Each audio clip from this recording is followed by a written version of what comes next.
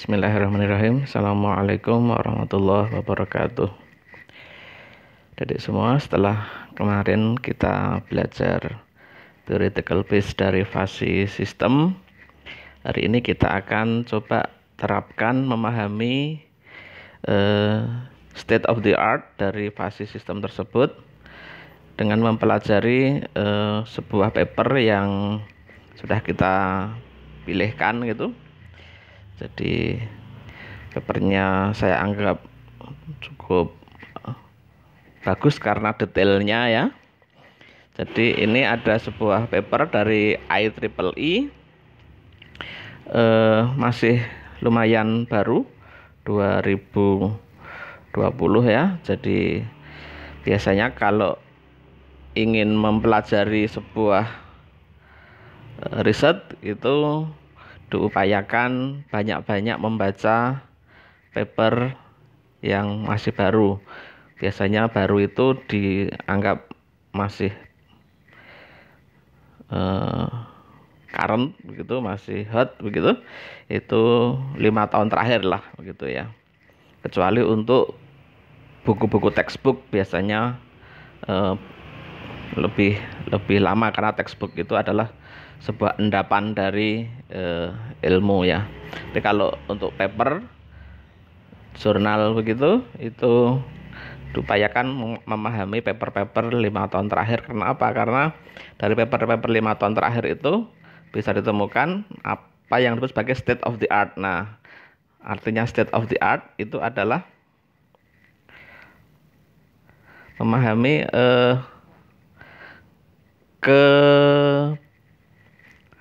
kemutakhiran. Nah, kemutakhiran. Jadi jangan sampai orang lain sudah kemana-mana, kita masih di belakang tetapi merasa belum pernah dengar gitu ya. Itu berarti belum memahami state of the art gitu.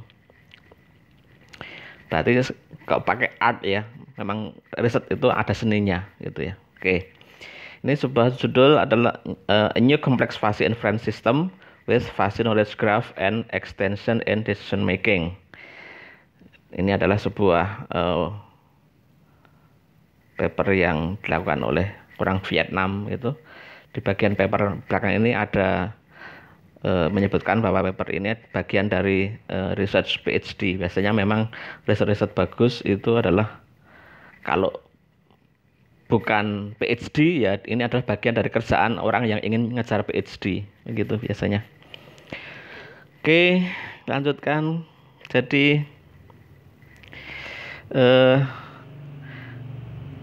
big picture-nya dulu. Jadi paper itu yang bagus itu biasanya bagian-bagiannya lengkap begitu. Yang pertama tentu aja judulnya tadi, title. Title itu biasanya menyebutkan the proposed novelty in particular case. Jadi seperti di sini, A New Complex Fuzzy Inference System with Fuzzy Knowledge Graph. Ini adalah usulan dari pikiran dia. Jadi dia mengusulkan sebuah metode A New Complex Fuzzy Inference System with Fuzzy Knowledge Graph and Extension. Nah, di sini ya, and Decision Making, untuk kasus pengambilan keputusan, decision making.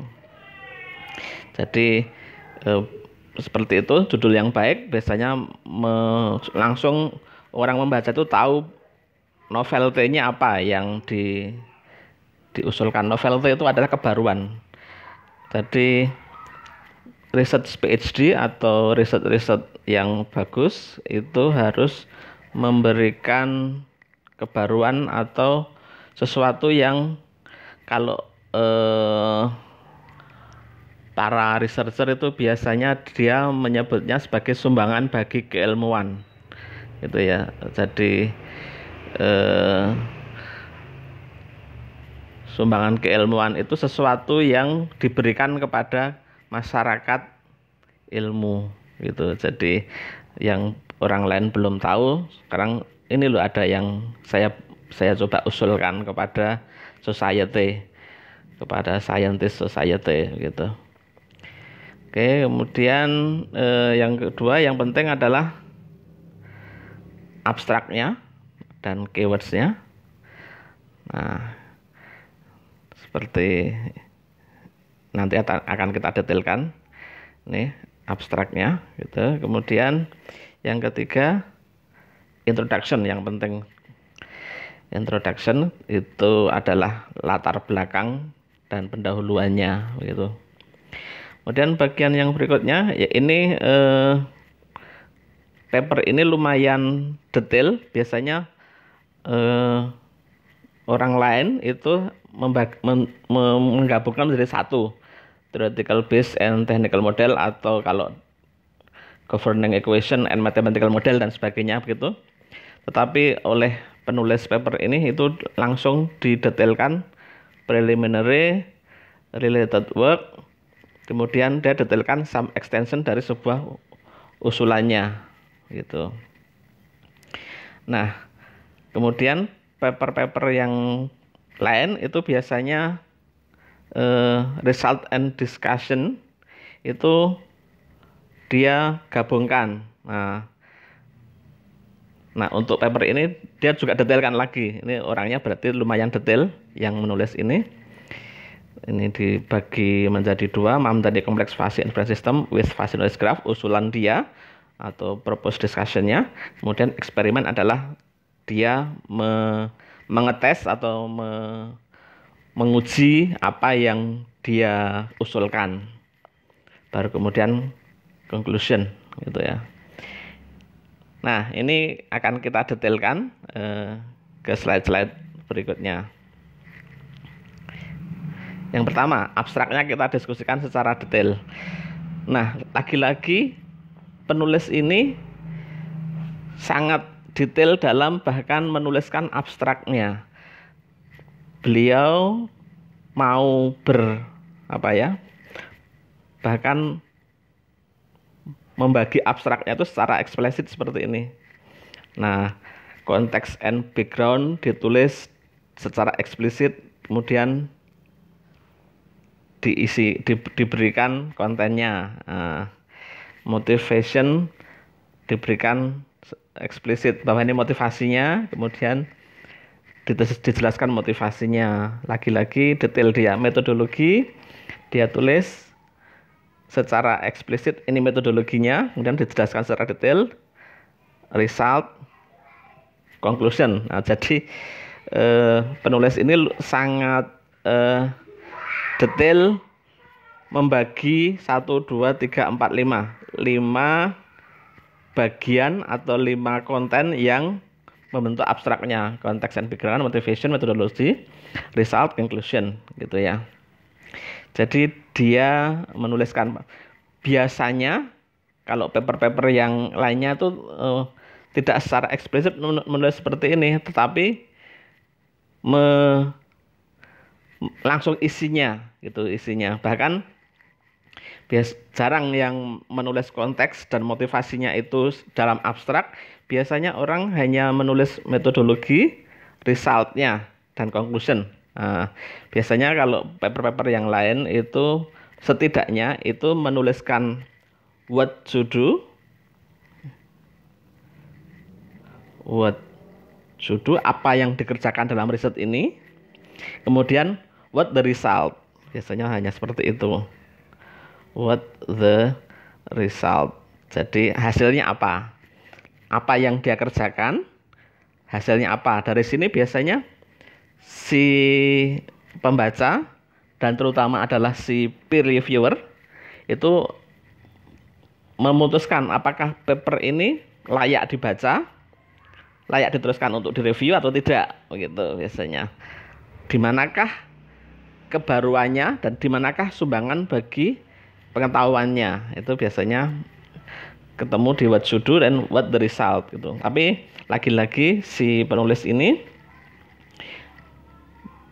mau bersedia mendetailkan bahkan dalam 5 bagian. Yang pertama konteks and background ya. Jadi dia menyebutkan bahwa CFS is powerful technique but there are still problems as disadvantages as research opportunities. Jadi CFS itu sebuah teknik yang sangat powerful, yang sangat berdaya guna begitu, sangat bagus, sangat kuat begitu. Tetapi punya persoalan, masih punya kekurangan, disadvantage gitu ya. Yang justru kekurangan dari sifat CFS tersebut menjadi opportunities yang bisa diusulkan untuk perbaikan gitu ya. Di mana letaknya? Nah, nanti pada saat kita di kelas itu yang saya stabilo ini itu menunjukkan kesimpulan atau terminologi yang menunjukkan yang saya sebutkan tadi itu powerfulnya, di mana kemudian biasanya kalau misalkan however itu terus kemudian adalah di sana merupakan kelemahannya. Jadi CFS is powerful techniques to overcome. However, a question raised for CFS artinya dia menunjukkan nanti kelemahannya di situ. Kemudian thus it is necessary to have approximate reasoning method. Jadi dia meyakinkan kepada pembaca dan peer reviewernya bahwa dia merasa perlu untuk memperbaiki approximate reasoning methodnya. Oke. Jadi konteksnya seperti itu dan background yang dia sampaikan. Sekarang motivasinya apa?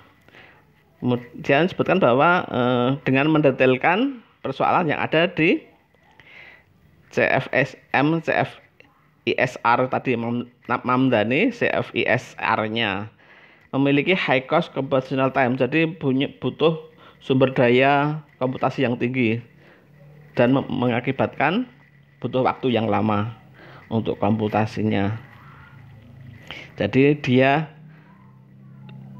ingin atau menyebutkan bahwa computational time itu sebuah persoalan yang serius untuk diperbaiki, dan kemudian ada juga di sana tools ini tidak bisa mengenerate inference untuk kasus-kasus tertentu.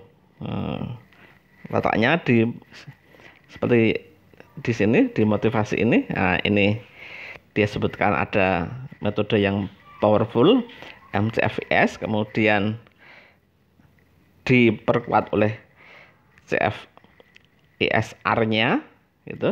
However, lagi-lagi however itu dia menemukan ada kelemahan. Nah, nanti yang saya stabilo ini adalah yang menunjukkan bahwa di sanalah letak yang bisa diperbaiki gitu ya. Nanti kita diskusikan di kelas.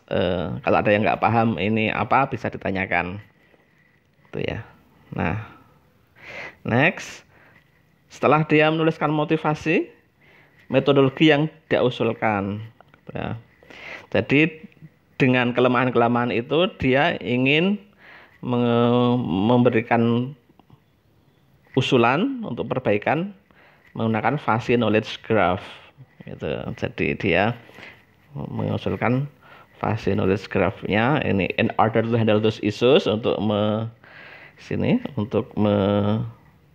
memperbaiki isu tersebut atau persoalan tersebut.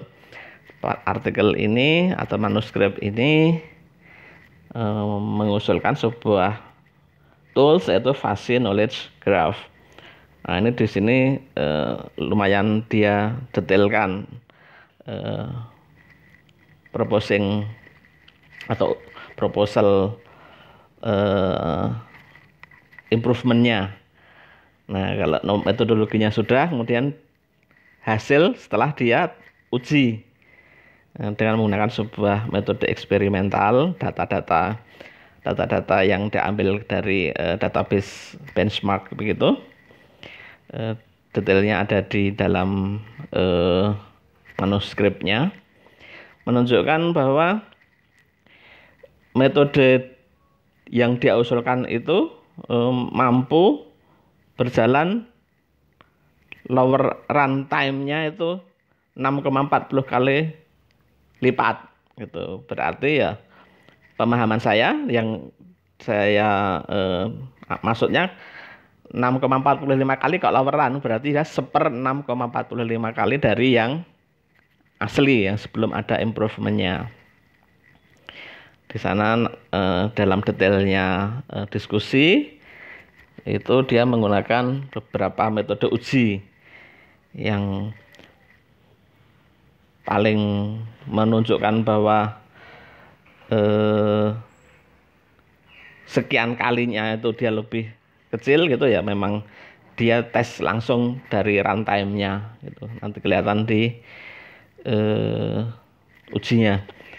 Kemudian terakhir ya kesimpulannya, has good performance in reducing computational time. Jadi dia memang dalam kasus ini itu benar-benar fokus di memperkecil computational time-nya. Jadi dari usulan dia itu yang tadinya waktunya lama itu menjadi waktunya pendek. Jadi usulan yang memperkecil runtime itu sudah dianggap sebagai novelty with inference acceptable accuracy. Nah, nanti di belakang ketahuan bahwa dia menggunakan metode ANOVA untuk menunjukkan bahwa akurasi yang dia capai pada metode ini sama, tidak signifikan perbedaannya. Dari sisi akurasinya sama, tetapi runtime-nya lebih kecil, 1/6,45 kalinya. Nah, seperti itu yang dilakukan oleh paper ini. Silakan dibaca ulang, kemudian nanti didiskusikan pada saat kita sinkronis dengan Zoom gitu ya. Kemudian yang bisa saya sampaikan juga di sini bagaimana sebuah paper yang bagus itu menyusun narasi ketika menulis di introduction. Jadi introduction itu sebuah proses yang sangat krusial. Apakah paper itu dianggap acceptable oleh peer review atau tidak.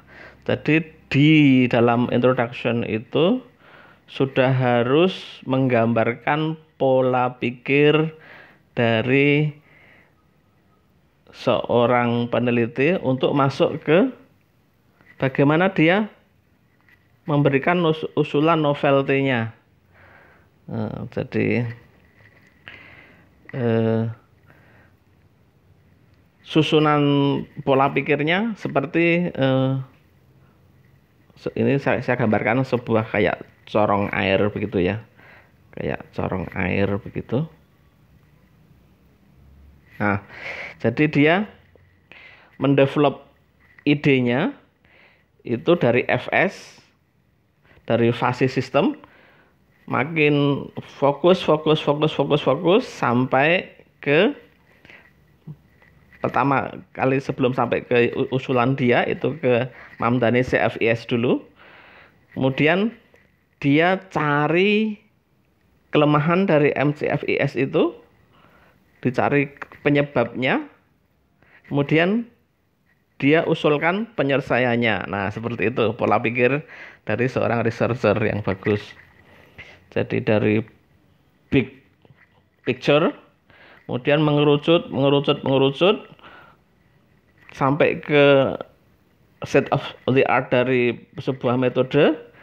Masih ada persoalan, itulah yang kemudian dieksploitasi begitu, dicari-cari kelemahannya, kemudian diusulkan dengan metode yang dia usulkan. Nah, itu jadi itulah novelty yang dia usulkan.